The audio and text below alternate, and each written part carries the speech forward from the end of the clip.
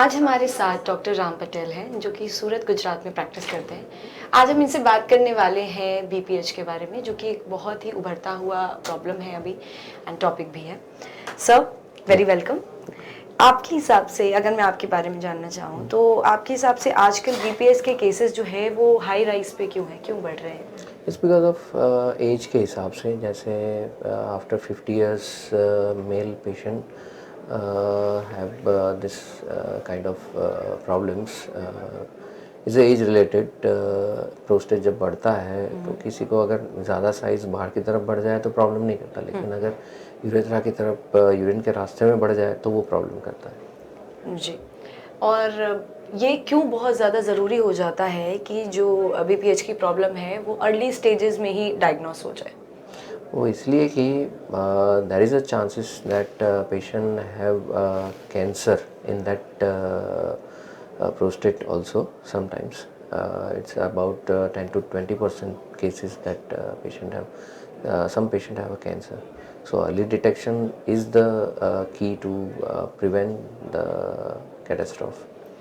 Well, what are the complications अगर हम बहुत ही ज़्यादा लेट करते हैं एंड एकदम अपने लेटर स्टेजेस में आता है पेशेंट आपके पास, या फिर आप कोई ऐसा इंसिडेंट रिकॉल करना चाहें जिसमें ऐसा हुआ हो और बहुत चैलेंजिंग वो केस हो, तो आपने उसको कैसे टैकल किया हो? एक्चुअली अगर कैंसर जल्दी डिटेक्ट हो जाता है, जैसे मान लो कि स्क्रीनिंग होता है, कोई सिम्टम्स होते नहीं हैं शुरुआत में, तो वो अगर डिटेक्ट हो जाता है तो अर्ली ट्रीटमेंट होके पेशेंट अच्छा भी होता है। एक पेशेंट ऐसा भी था जैसे पूरा शरीर में फैल गया, फिर लंग्स में या बोन में फैल गया, उसके बाद पता चला वो, लेकिन जस्ट एक ब्लड इन्वेस्टिगेशन से ही डायग्नोस हो जाता। अगर इनिशियली सिम्टम्स नहीं थे उस टाइम पे भी अगर डायग्नोस हो जाता तो क्या ऐसा भी होता है कि जो पेशेंट है उसको कोई सिम्टम ना हो और जैसा कि अभी आपने हो बताया सकता है। कि पूरी बॉडी में फैल जाए? क्योंकि ये पेशेंट जनरली ये सोच के चलते हैं कि ये तो एज रिलेटेड प्रॉब्लम्स हैं, जी।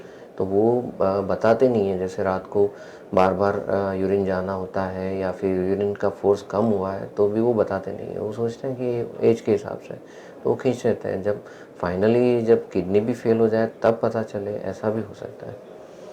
ऐसी कोई लाइफस्टाइल मॉडिफिकेशंस या चेंजेस जो पेशेंट कर सकता है इस बीपीएच को अवॉइड तो नहीं कर सकते हैं, बट देन कंट्रोल और थोड़ा सही रखने के लिए? उसके लिए तो जस्ट जो लाइफस्टाइल चेंजेस हैं वो सब कर सकते हैं। जैसे रेगुलर एक्सरसाइज है, रेगुलर फ्लूइड इंटेक है, या फिर जैसे रेगुलर चेकअप, अपने बॉडी के लिए अवेयरनेस चाहिए, वो सब करो तो प्रॉब्लम नहीं आती है। कब जाके सर्जिकल इंटरवेंशन एक नेसेसिटी बन जाती है कि अब तो सर्जिकल इंटरवेंशन ही करना वो पड़ेगा? डिपेंड करता है कि प्रोस्टेट की साइज़ कैसी है, पेशेंट को सिम्टम्स कैसे हैं, कितना यूरिन बैक रह जाता है, या फिर जो पीएसए लेवल है वो कितना है, उसके हिसाब से फिर और ये अवॉइड सर्जिकल। भी हो सकता है? या अगर पेशेंट जल्दी मेडिसिन स्टार्ट कर दे या लाइफस्टाइल मॉडिफिकेशन कर दे, फ्लूइड में मॉडिफिकेशन कर दे, अपनी जो मेडिसिन चल रही है उसमें थोड़ा मॉडिफिकेशन कर दे, तो वी कैन डिले और sometimes we can avoid the surgeries also.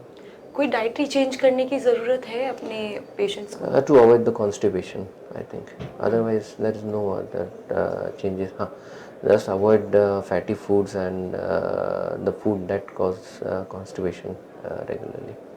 कुछ ऐड करना चाहेंगे जो आई माइट हैव मिस्ड इस टॉपिक के बारे में, जो हमारे पेशेंट्स के लिए ज़रूरी है? Screening after 40-45 years of age, we have to do some blood tests and urine tests also. कि हमें अगर कुछ प्रॉब्लम हो तो हाँ, जल्दी पता जल्दी चल पता पाए। चल जाए। Thank you so much sir for your Welcome. Valuable Thank you. Insights. Thank you.